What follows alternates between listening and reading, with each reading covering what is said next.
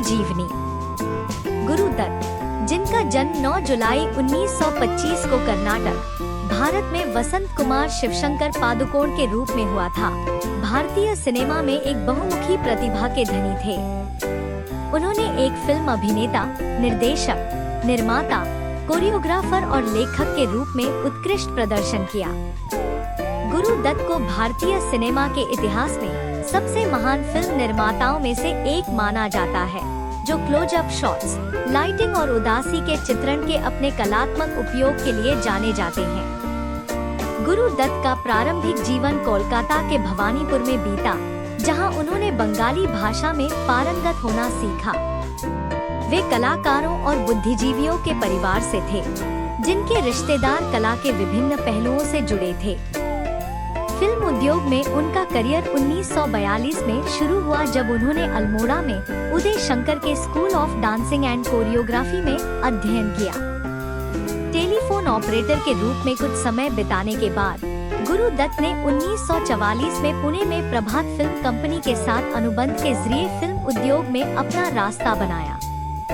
प्रभात में अपने कार्यकाल के दौरान गुरु दत्त ने अभिनेता रहमान और देव आनंद के साथ आजीवन मित्रता स्थापित की। उन्होंने 1945 में लाखरानी में एक छोटी भूमिका के साथ अभिनय की शुरुआत की। दत्त को निर्देशन में सफलता बाजी 1951 से मिली, जिसे देव आनंद की नवकेतन फिल्म्स ने बनाया था।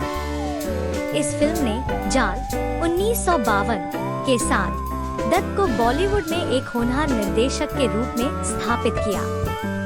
गुरु दत्त का करियर 1950 के दशक के मध्य में Aar Paar 1954, mister and missus 55 1955 और प्यासा 1957 सहित कई सफल फिल्मों के साथ नई ऊंचाइयों पर पहुंचा। उनकी 1959 की फिल्म कागज के फूल सिनेमास्कोप में निर्मित पहली भारतीय फिल्म थी, जो शुरू में व्यावसायिक रूप से असफल रही, लेकिन बाद में उसे पंत का दर्जा प्राप्त हुआ। इस असफलता के बावजूद दत्त ने 14वीं का चांद 1960 और साहिब बीबी और गुलाम 1962 जैसी हिट फिल्मों के साथ वापसी की। अपने निजी जीवन में गुरु दत्त ने 1953 में पार्श्व गायिका गीता रॉय चौधरी से विवाह किया। दंपति के 3 बच्चे थे, लेकिन दत्त की अनुशासित कार्यशैली और उनके अनुशासनहीन निजी जीवन के विपरीत, साथ ही अभिनेत्री वहीदा रहमान के साथ उनके संबंधों के कारण उनकी शादी में परेशानी आई।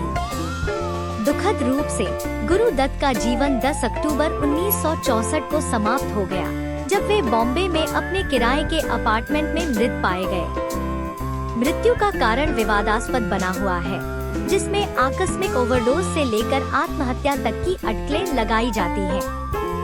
अपनी मृत्यु के समय गुरु दत्त कई अधूरे प्रोजेक्ट में शामिल थे, जिनमें पिकनिक और लव एंड गॉड शामिल हैं। भारतीय सिनेमा में गुरु दत्त की विरासत बहुत बड़ी है।